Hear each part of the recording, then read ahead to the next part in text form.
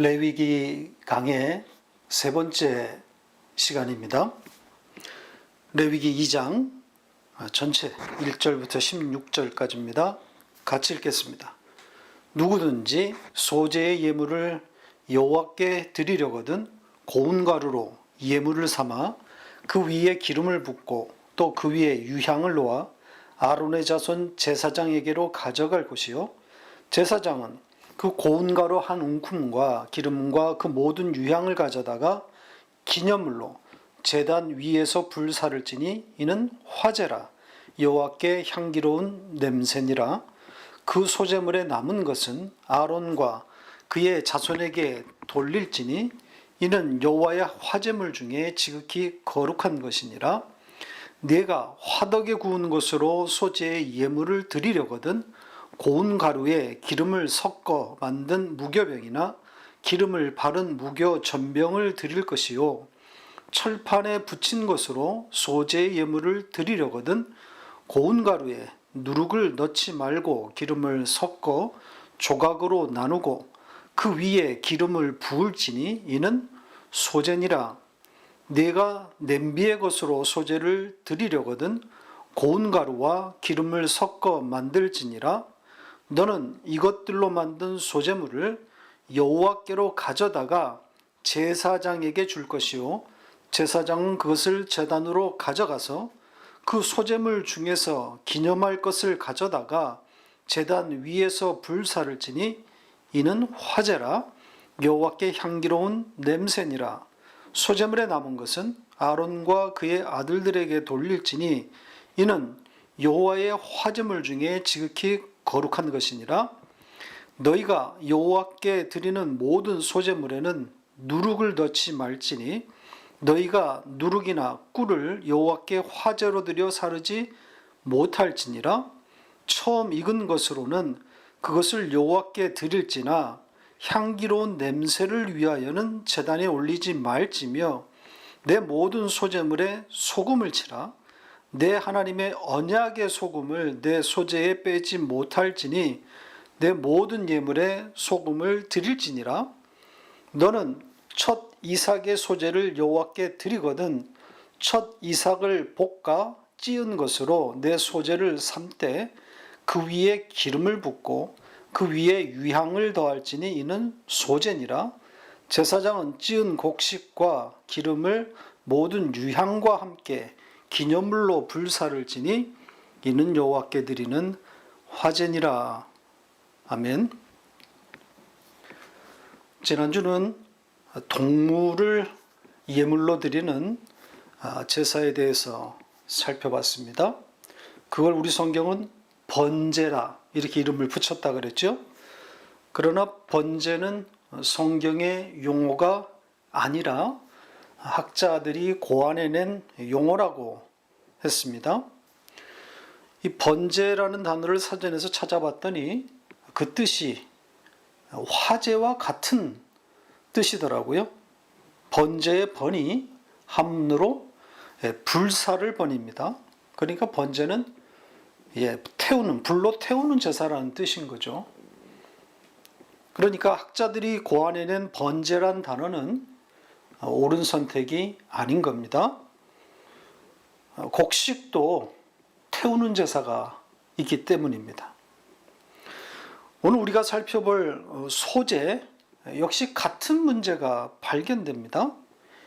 이 소재라는 용어도 학자들이 고안해낸 것인데 곡물을 예물로 올리는 제사니까 소재다 이렇게 이름을 붙인 것으로 보입니다. 이 단어도 한자 사전에 찾아봤더니 소재의 소가 힐소입니다. 그러니까 곡식의 나다를 으깨서 가루로 만들었을 때의 그 흰 가루의 상태를 아마 담은 그런 뜻인 것 같습니다. 그 예물을, 그 가루를 예물로 드렸다고 해서 소재다 이렇게 이름 붙인 것으로 짐작이 됩니다. 그러니까 곡식의 제사라는 그런 뜻인 거죠. 오늘 우리가 읽은 2장에 보면 이 소재의 예물 혹은 소재 이런 단어가 반복되어 나옵니다. 원문에 어떤 단어를 소재라고 번역했는지를 찾아봤더니 이 민하라는 단어입니다. 그래서 보니까 민하를 올리다, 민하를 바치다 이런 건데, 과연 이 민하라고 하는 이 단어가 곡식의 제사라는 뜻인지 좀 봤습니다. 그랬더니 역시 아니었습니다. 그냥 제물, 헌물, 또 혹은 선물 이런 뜻으로 사용되는 단어입니다. 그래서 동물을 바칠 때도 민하, 또 곡식을 바칠 때도 민하 이렇게 사용이 됩니다. 자, 이 단어가 들어있는 한 문장만 확인하고 가죠. 창세기 4장 3절로 5절입니다. 같이 읽겠습니다. 세월이 지난 후에 가인은 땅의 소산으로 제물을 삼아 여호와께 드렸고, 아벨은 자기도 양의 첫 새끼와 그 기름으로 드렸더니 여호와께서 아벨과 그의 제물은 받으셨으나 가인과 그의 제물은 받지 아니하신지라. 이 가인과 아벨의 제사를 말하고 있는 내용인데, 가인이 바친 그 곡식의 제물이나 아벨이 바친 양의 제물, 공이 민하예요. 그러니까 레위기의 용어대로 하면 가인이 바친 그 곡식은 소제이어야 하고, 소제물이어야 하고, 아벨이 바친 양은 번제물이어야 하는 거죠. 그런데 창세기에서는 그렇게 하지 않았어요. 그냥 똑같이 제물로 그렇게 번역했습니다. 구분되지 않는다는 거죠. 곡식의 제물이나 짐승의 제물 모두 같은 단어가 사용되었습니다. 자, 그런데 흥미로운 것은 킹 제임스 영어 성경 버전의 번역입니다. 자, 레위기 2장 1절을 킹 제임스가 어떻게 번역했는지를 좀 보시죠. 우리 성경이 소재의 예물이라고 번역한 그 단어를 여기는 고기의 예물 혹은 짐승의 예물, meat offering이라고 그렇게 번역했죠. 그러니까 민하를 짐승의 예물로 본 겁니다. 뭐에 근거해서 이런 번역을 했는지 잘 이해는 가지 않는데, 나름 원문을 살려보겠다는 취지인 것은 같습니다. 그러나 사전적인 뜻과도 맞지 않고, 또 문맥에서도 충돌을 일으킵니다. 바로 다음 문장이 그 민하에 대해서 그 제물은 고운 가루 이렇게 말하고 있지 않습니까? 왜 아직도 meat offering을 고집하고 있는지 이해가 되지 않습니다. 자, 민하는 소제도 아니고 또 번제도 아닙니다. meat offering도 아닙니다. 그냥 제물, 예물입니다. 따라서 이 소제라고 하는 단어도 권장할 만한 단어가 아닌 거죠. 자, 이 정도 하고 오늘 본문에 소개된 곡식 제사법, 자, 이걸 먼저 좀 요약한 후에 그 제사에 담긴 의미를 한번 추적해 보도록 하겠습니다. 첫 번째 곡식 제사는 곡식을 빻아서 가루를 만들어 조리하지 않은 채로 바치는 제사입니다. 그러니까 생가루를 쓰는 거죠. 자, 이 곡식가루는 팔레스타인에서 생산되는 밀과 보리의 가루인 것으로 짐작됩니다.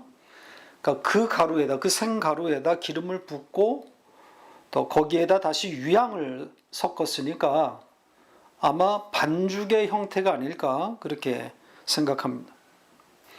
얼마만큼의 분량을 가져왔는지에 대해서는 기록되어 있지 않으니까 의견이 분분합니다.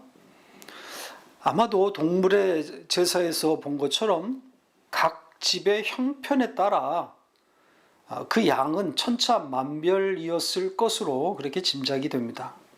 그러니까 백성들이 가져오는 그 곡식가루와 또 기름과 유향, 자, 이것들의 양과 상관없이 제사장은 그 곡식가루에서 혹은 그 반죽에서 한 웅큼을 떼서 화제로 하나님께 태워 올립니다.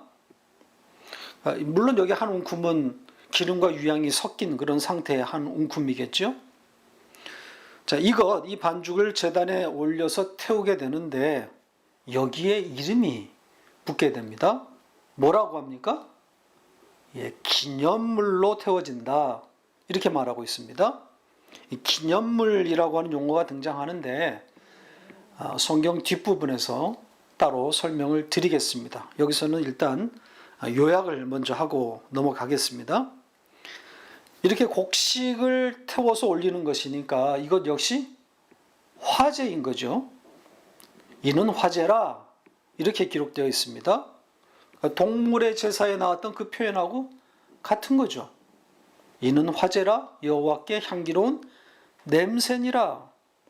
동물의 제사만 향기로운 제사가 아니라 향기로운 냄새가 아니라 곡식의 제사 역시 하나님께 향기로운 냄새라는 겁니다. 그러니까 모든 제사는 같은 의미인 거죠. 어떤 의미입니까? 뭘 담고 있는 거겠어요? 예수 그리스도가 올려지는 거란 말입니다. 자, 그리고 곡식의 제물 중에 그 제단에 태운 것을 제외한 나머지 어떻게 하라 그럽니까? 예, 아론과 그의 아들들에게 돌리라 그러죠. 제사장들이 먹는 그들만 먹을 수 있는 음식이 됩니다. 제사장만 먹을 수 있는 음식. 시사하는 바가 있는 거죠. 뭐겠어요? 뭘 상징하는 거겠어요? 예, 성찬인 겁니다. 성찬, 신약의 성찬과 같은 그림이라고 생각하시면 돼요. 같은 의미입니다. 생명의 양식인 예수 그리스도를 받아 먹는 거란 말입니다. 그러니까 하나님의 백성들의 뭘 상징하는 거겠어요? 그리스도와의 연합. 그것을 담고 있는 거예요. 두 번째 곡식 제사를 보겠습니다. 4절부터 나오는 내용인데 이번에는 생가루가 아니라 조리를 한 형태의 제사법입니다. 몇 가지 조리 형태가 나오는데 요약해 볼까요? 첫째는 화덕에 구운 형태로 예물을 드리는 방식입니다. 곡식가루에다가 기름을 부어서 빵을 만들어 바치는 겁니다. 무교병이나 무교전병 이렇게 되어 있는데 아마도 무교병은 빵의 형태의 좀 두꺼운 상태이고 무교전병은 그것보다 좀 얇은 과자의 형태라고 보시면 될 것 같습니다. 두 번째는 철판에 붙인 그런 형태입니다. 역시 곡식가루에 기름을 넣어서 만드는 건데 조각을 내어서 그 위에 기름을 부으라 이렇게 되어 있습니다. 아마도 우리가 먹는 그 부침개, 전과 같은 그런 형태가 아닐까 생각이 됩니다. 다만 누룩이 들어가지 않았기 때문에 찰지지는 않겠죠. 세 번째 형태는 냄비에다가 곡식가루와 기름을 넣어서 조리한 형태로 바치는 겁니다. 자, 이 세 가지가 뭐 어떤 큰 차이가 있는지는 잘 모르겠는데 화덕이든 뭐 철판이든 냄비든 아마도 역시 형편에 따라 바치라고 하는 것이 아닌가 그렇게 생각이 됩니다. 이렇게 백성들이 조리한 이 곡식을 가져오면 제사장은 역시 기념물로 그 중에 일정한 분량을 제단 위에 올려서 태우게 됩니다. 역시 화제인 거죠. 그러면 그것이 여호와께 향기로운 냄새가 되는 겁니다. 그리고 남은 것은 어떻게 하겠어요? 마찬가지로 제사장에게 돌리게 되는 겁니다. 그들의 먹을 양식이 되는 거죠. 그들만 먹는 양식입니다. 성찬인 겁니다. 자, 여기까지가 10절까지의 내용이고 이제 이어지는 것은 이 곡식 제사에 대한 이 첨부 내용이 달려 있는데 이 내용이 제사의 의미와 연결된 아주 중요한 것들입니다. 아까 소개해드렸던 기념물과 연결되는 이야기입니다. 차례로 살펴보겠습니다. 첫 번째 언급된 것이 누룩입니다. 하나님께 올리는 곡식 제사에 누룩이 들어가면 안 된다, 이렇게 말하고 있습니다. 이 규정은 이스라엘 백성에게는 이미 익숙한 내용입니다. 애굽을 떠날 때 출애굽할 당시에 이 모세를 통해서 하나님이 강력하게 명령하신 바 있는 그런 내용이란 말이죠. 한 구절 볼까요? 출애굽기 12장 15절입니다. 같이 읽겠습니다. 너희는 이레 동안 무교병을 먹을지니 그 첫날에 누룩을 너희 집에서 제하라. 무릇 첫날부터 일곱째 날까지 유교병을 먹는 자는 이스라엘에서 끊어지리라. 이 말씀은 바로에게 이 10번째 재앙, 그 장자가 죽는 그 재앙을 앞두고, 재앙이 일어난 다음에 주신 말씀이 아니라 그걸 앞두고 하나님이 모세를 불러서 이스라엘 백성에게 전달하신 6월절 규례 중에 무교병에 대한 내용입니다. 그 7일 동안 무교병만 먹어야 하는데, 만약 누룩 있는 빵, 유교병을 먹는 자에 대해서는 심판하겠다, 이렇게 강력한 경고를 담아 놓았습니다. 그래서 곡식 제사에 누룩이 들어가면 안 된다는 것, 이거는 이스라엘 백성들에게 낯선 이야기가 아니란 말이죠. 자, 그렇다면 왜 누룩이 들어가면 안 되는 걸까요? 누룩이 담고 있는 의미 혹은 상징을 알 필요가 있는 거죠. 자, 그런데 혹시 여러분 중에 이 레위기를 자세히 읽어본 분이 계시다면 누룩이 들어간 빵, 유교병이 올려지는 제사를 발견했을 겁니다. 레위기 23장을 강의할 때 설명을 드리겠지만, 누룩이 들어간 곡식 제사도 있다는 것을 일단 아시기를 바랍니다. 누룩이 들어간 곡식 제사도 있으니까 누룩의 의미를 찾아가는 게 쉽지는 않은 거죠. 누룩이 상징하는 바를 찾아내는 것 단순하지는 않습니다. 자, 제사와 관련해서 누룩이 등장한 것이니까 당연히 무엇과 누구와 연결해야 되는 거겠어요?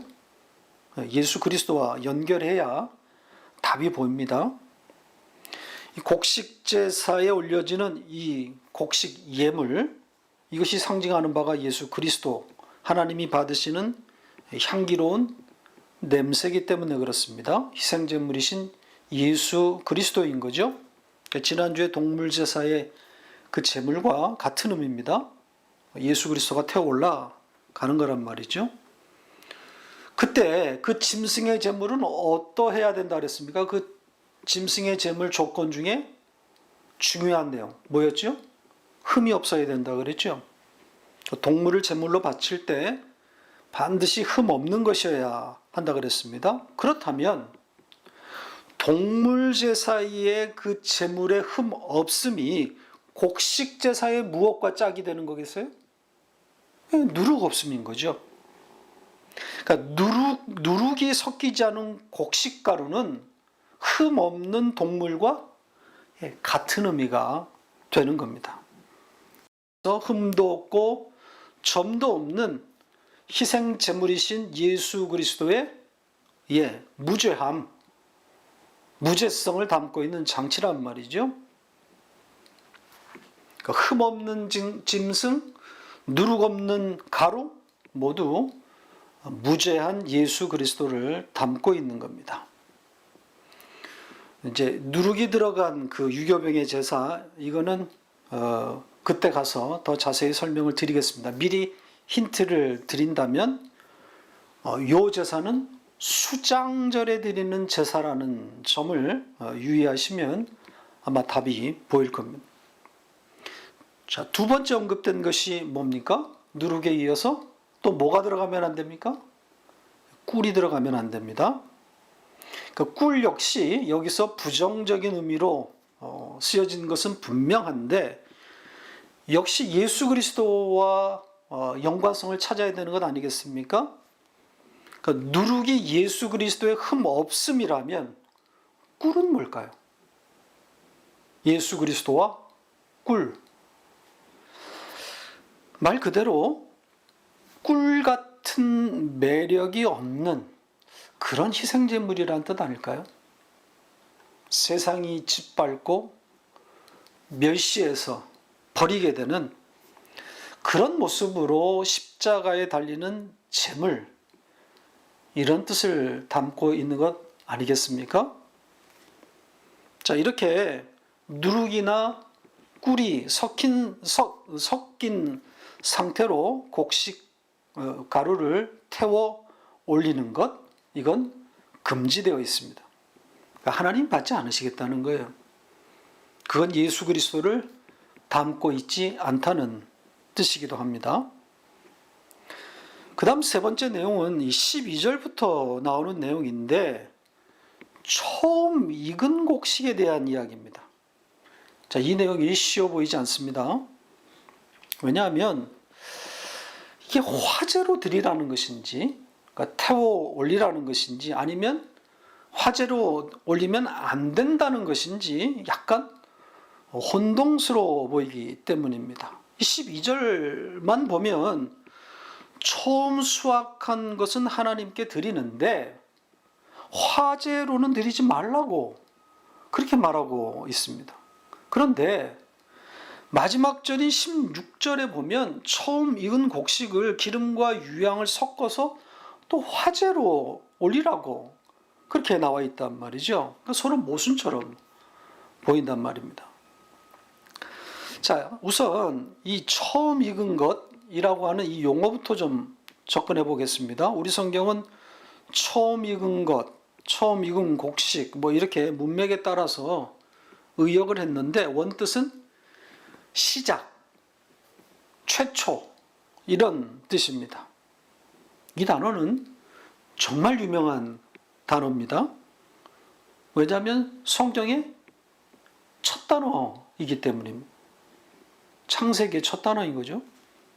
시작, 처음이란 뜻을 가진 레시트입니다. 그 뜻이 벌써 이게 범상치가 않은 거죠. 자, 그렇다면 이 처음 익은 것, 이 처음이 신약 성경으로 가면 어떻게 전개되었을까요? 바로 예수 그리스도와 연결되어 있지 않습니까? 자, 그 중에 한 구절만 보고 가죠. 고린도전서 15장 20절로 23절 같이 읽겠습니다. 그러나 이제 그리스도께서 죽은 자 가운데서 다시 살아나사 잠자는 자들의 첫 열매가 되셨도다. 사망이 한 사람으로 말미암았으니 죽은 자의 부활도 한 사람으로 말미암는도다. 아담 안에서 모든 사람이 죽은 것 같이 그리스도 안에서 모든 사람이 삶을 얻으리라. 그러나 각각 자기 차례대로 되리니 먼저는 첫 열매인 그리스도요, 다음에는 그가 강림하실 때에 그리스도에게 속한 자요. 자, 여기에 역시 첫 열매 이렇게 번역을 했는데 의역을 한 거죠. 원뜻은 시작 혹은 처음에서 온 것, 시작에서 온 것, 이런 뜻입니다. 그러니까 예수 그리스도가 시작이다, 예수 그리스도가 처음이다, 이런 뜻이에요. 그래서 성경에서 이 처음 것, 이 처음 익은 열매, 이건 굉장히 중요하게 취급되고 있습니다. 출애굽기 13장에 보면 이런 내용이 있습니다. 좀 보시죠. 같이 읽겠습니다. 이스라엘 중에서 사람이나 짐승을 막론하고 태에서 처음 난 모든 것은 다 거룩히 구별하여 내게 돌리라. 이는 내 것이니라 하시니라. 모든 생명체의 처음 난 것, 그 레시트는 몽땅 하나님의 것이라는 겁니다. 그래서 그 처음 것을 구별해서 바치라고 말하고 있는 겁니다. 왜 이런 규례가 들어가 있겠습니까? 뭘 담고 있는 거겠어요? 뭘 가르치기 위함이겠어요? 처음 것이 바로 예수 그리스도이기 때문인 거죠. 예수 그리스도를 상징하고 있기 때문입니다. 그러니까 예수를 바치라는 거예요. 예수는 내 것이다. 자, 이렇게 처음 익은 것, 이 처음이 예수 그리스도를 담고 있는 것이다. 이것을 염두에 두고 이제 제가 앞에서 제기한 화제인가 혹은 화제가 아닌가 이 문제를 좀 풀어가 보겠습니다. 그러니까 화제로 태우라는 것인지 아니면 태우지 말라는 것인지. 12절을 잘 읽어보면 처음 익은 그것 혹은 처음 그것 그 자체로는 화제의 제물이 될 수 없다는 이야기를 하고 있습니다. 그러니까 곡식가루만 제단에 올려 태우면 그것은 향기로운 제물이 될 수 없다는 거죠. 뭐가 빠져 있기 때문입니까? 15절과 16절에 나와 있는 기름과 유향입니다. 그러니까 유향과 기름이 처음 익은 그 곡식가루와 결합된, 섞여서 어떤 반죽의 형태로 된 그것을 제단 위에 올려야만 하나님이 받으시는 향기로운 냄새라는 거죠. 그러니까 아무리 처음 것이라고 해도 그 자체로는 제물이 안 된다는 거예요. 기름과 유향이 섞여져야, 범벅이 되어야, 그래야 그것을 태워 하나님이 받으시는 향기로운 냄새가 되는 겁니다. 그것만 하나님이 받으시겠다는 거예요. 그러니까 여기에 처음 것, 이 처음이 예수 그리스도를 상징하는 것은 분명 맞지만 기름과 유향이 반드시 첨가되어야 하나님이 받으신다고 하는 이 부분이 좀 까다로운 부분입니다. 왜 이런 장치가 들어가 있을까요? 기름과 유향이 어떤 의미를 담고 있는 걸까요? 혹자는 기름은 성령이요 유향은 예수 그리스도의 향기다 이렇게 해석했는데 제 생각은 그것보다는 예수 그리스도라는 처음 것에 기름과 유향이 섞인 것이니까 그리스도의 죽음과 부활을 담고 있는 것이 아닐까 그렇게 생각해 보았습니다. 그러니까 반드시 그 처음 익은 것 그 자체로는 안 되고 그것을 불에 볶아 가지고 찧어서 가루가 된 상태에다가 기름과 유향을 섞어야만 하나님께 태워 올릴 수 있단 말이죠. 그러니까 예수 그리스도의 전 삶이 이 그림에 녹아 있는 것이 아닐까 그렇게 생각합니다. 네 번째 내용은 소금에 대한 언급입니다. 13절에 나와 있죠. 모든 곡식 제물에는 소금을 치라 그럽니다. 왜 여기에 소금이 등장하는 걸까요? 이 말씀 자체에 힌트가 들어 있습니다. 소금에 대해서 어떤 내용이 첨가되어 있습니까? 하나님의 언약의 소금이다 이렇게 되어 있죠. 그러니까 소금은 하나님의 언약을 담고 있다는 거예요. 그걸 상징한다는 거죠. 소금이 언약을 상징하는 거예요. 그래서 소금 언약이라고 말하고 있지 않습니까? 따라서 여기에 소금은 언약의 주체이신 예수 그리스도라고 봐야 하는 거죠. 그러니까 여기 외에도 소금 언약을 말하고 있는 많은 구절들이 있는데 소금이 전부 예수 그리스도를 상징하는 것이다 이렇게 말할 수는 없겠지만 소금 언약이라고 하는 표현이 등장하면 이건 어김없이 언약의 주체이신 예수 그리스도란 말입니다. 그래서 소금이 빠진 곡식 제물은 제물로서는 가치가 없는 겁니다.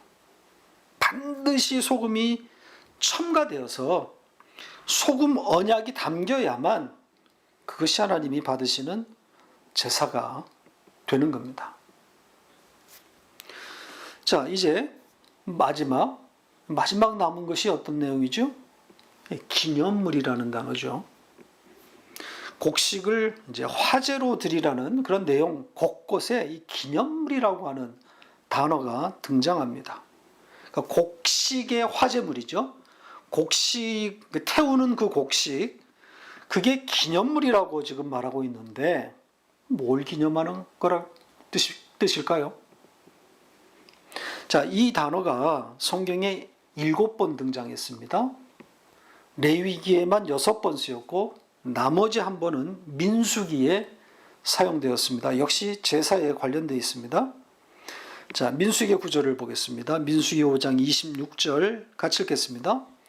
제사장은 그 소제물 중에서 한 웅큼을 취하여 그 여자에게 기억나게 하는 소제물로 제단 위에 불사르고 그 후에 여인에게 그 물을 마시게 할지라. 여기에 언급된 제사는 일종의 속건제, 즉 사람과 사람 사이에 일어난 어떤 그 허물과 죄를, 그런 문제를 해결하는 그런 제사 중에 나오는 내용입니다. 자, 여기에 어떤 단어가 오늘 본문의 기념물과 같은 단어일까요? 잘 안 보이죠? 자, 여기서는 기억나게 하는 소제물, 이렇게 번역되어 있습니다. 기억나게 하는 소제물, 정확히는 기억나게 하는 제물이 맞습니다. 소제물이란 단어는 성경의 용어가 아닙니다. 성경에 그런 용어는 없다 그랬습니다. 자, 그런데 왜 각기 다르게 번역했는지, 위에는 기념물이고 여기는 기억나게 하는 소제물, 이해가 되십니까? 이해가 안 되죠? 저도 그렇습니다. 아마도 레위기 번역자와 민수기의 번역자가 다르고 또 각기 다른 번역을 종합적으로 조율하는 작업이 이루어지지 않았음을 짐작하게 하는 거죠. 아무튼 기념물이란 기억나게 하는 제물, 이 뜻이 맞습니다. 기억한다는 뜻이에요. 따라서 곡식의 제사를 통해서 하나님이 가르치려고 한 것이 무엇이라는 거겠습니까? 기억해라. 생각해라. 무엇을? 하나님이 받으시는 제사가 무엇인지 생각해 보라는 거. 그러니까 제사라고 했으니까 그냥 잼을 달랑 들고 와서 그렇게 그냥 제사장에 던지지 말고 그 제사에 담긴 뜻을 헤아려 보라는 거죠.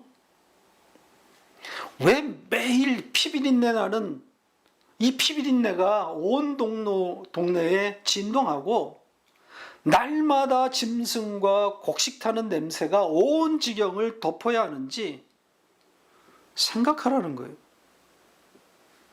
그러니까 이스라엘 백성들로 하여금 그 첫 유월절의 기억으로 되돌리려고 하는 그런 목적이 담겨 있는 겁니다. 그러니까 역사적인 유월절은 한 번 있는 것이지만 이런 화제의 제사들을 통해서 매일매일이 유월절이 되는 경험을 하게 해주는 겁니다. 말씀을 맺겠습니다. 오늘날에 우리의 예배가 이 구약의 제사의 의미를 그대로 담고 있는 거라면 우리의 예배는 곧 기념이라고 할 수 있습니다. 예배는 곧 기념이다, 기억이다. 뭘 기념하라는 거겠어요? 뭘 기억하라는 거겠습니까? 예수 그리스도와 그의 죽음, 십자가 아니겠습니까? 성찬이 바로 그걸 목적하고 있는 거 아닙니까? 그러니까 예배는 예수 그리스도를 기념하는 그 첫 열매를 기억하라고 주신 거란 말입니다.